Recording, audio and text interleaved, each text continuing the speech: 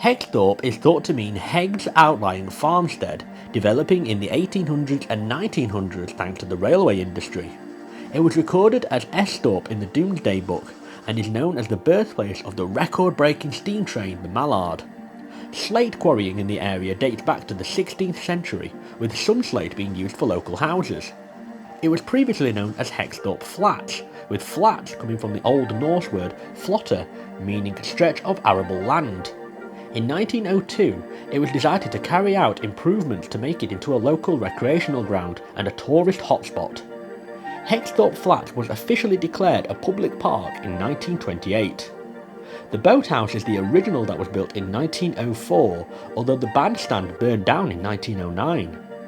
In 1927, the tennis court and bowling greens were added, which still exist today.